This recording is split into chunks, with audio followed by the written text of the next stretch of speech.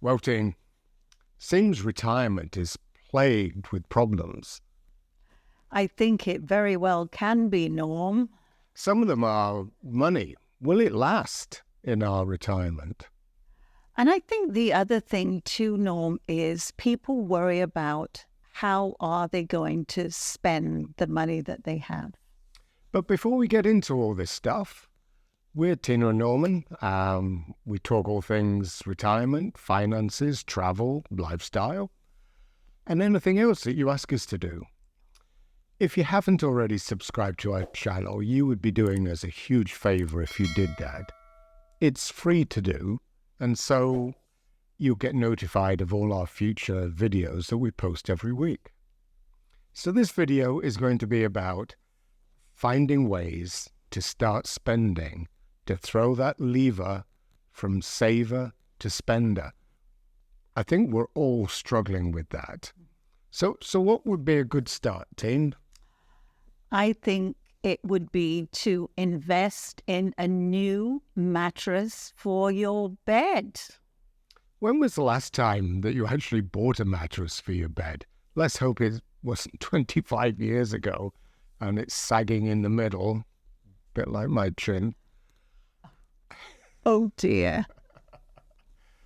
But a good mattress is well worth the investment because, what's one of the stats, Teen? You actually spend a third of your life actually sleeping. And getting really good rest is good health. It's health promotion as well. Here's a small step to do it. It's relatively inexpensive. You can spend thousands on a mattress. Or you might want one of those new-fangled motorized beds so you can watch TV as well. Yeah, and some of them now, Norm, even have the split ones, are they? When That's right. you can go up and down.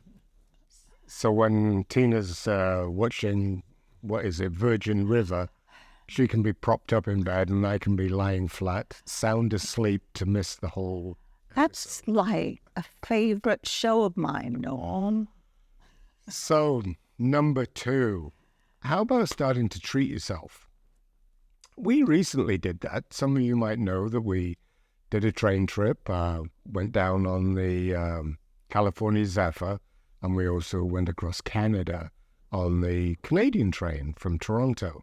So before we got on that train, we booked a hotel room because we were not wanting to rush the day that the train left.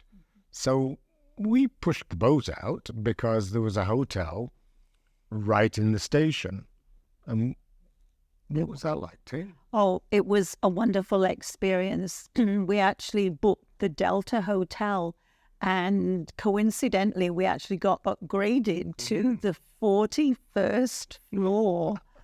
And what a view, eh, Norm? It was an amazing view. We saw the Blue Jay Stadium, we saw the Island Airport and the lake. It was just thrilling. So what we're really trying to say is that was an expensive hotel. It's not one we would normally have picked. It was because we could walk to the train from there and be in plenty of time. But you know something? It gave us a real lift, didn't it? It did. Yes, it did. We felt really good. And the more we thought about it afterwards, we were really glad that we did treat ourselves, didn't we? And we also used their restaurant as well, which we don't normally do in posh hotels because they're quite expensive. This turned out to be not that expensive, so what did we end up doing there? Oh, we had one of the best pizzas that we've had. It was made to order, and we had drinks. Norm had beer, and I had wine with it.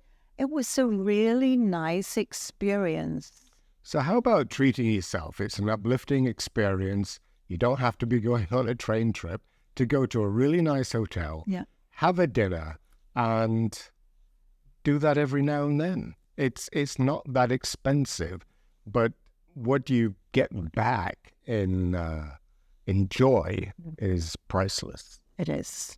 That if you have some debt, to pay it off, isn't it, Norm?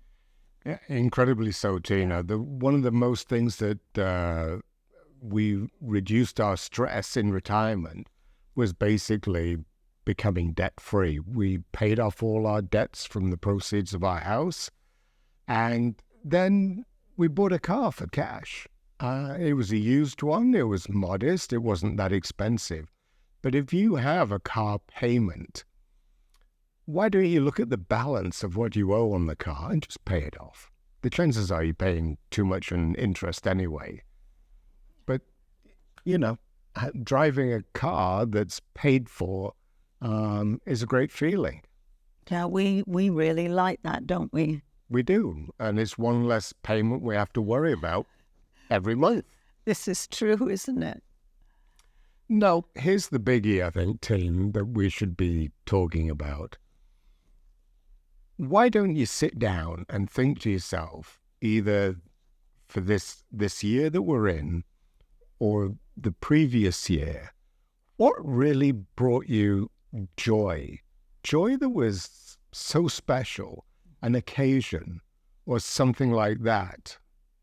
What do you think about that, Tim? Oh, I think it's a wonderful idea, Norm. And, it can be many different things. It could be a celebration that you did, or it could be a trip that you did. Like Norm said, we did 2 train trips and we really enjoyed those. So what we're suggesting is that once you identify what has really been meaningful to you in a joyful session, can you bring that back into your life again? Maybe once a year, once a month. Can you increase that joy by a factor of 10, for instance? It could be something like meeting old friends for dinner and picking up the bill, or going on a trip with the two of you and having something special. It's look at your own life, look at what is joyful, and see whether you can spend some money to recreate that again and again and again. And I think another thing too, Norm, is sporting occasions, whether it could be football or hockey.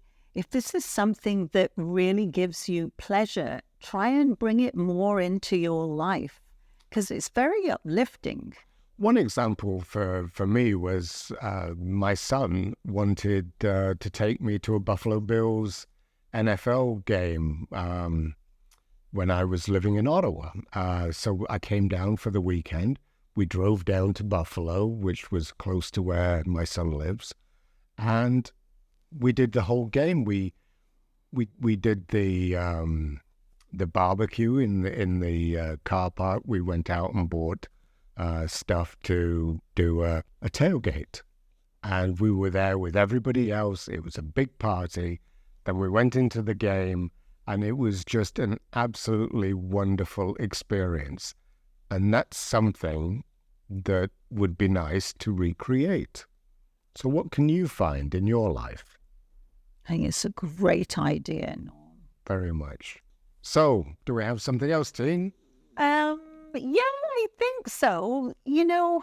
Not everybody can do their own sort of planning, can they?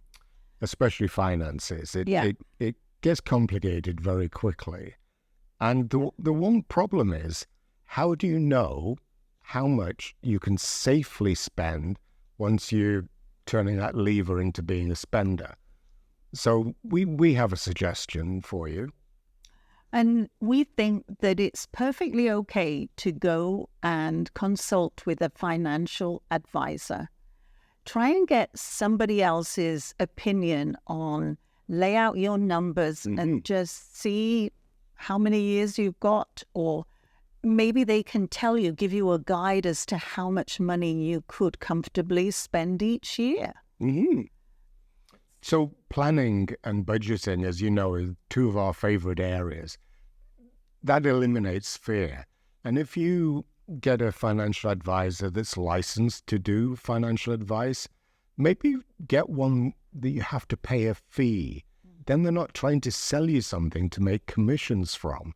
And we think that if you put out your budget, They should be able to come up with something. In the past, there was the 4% rule.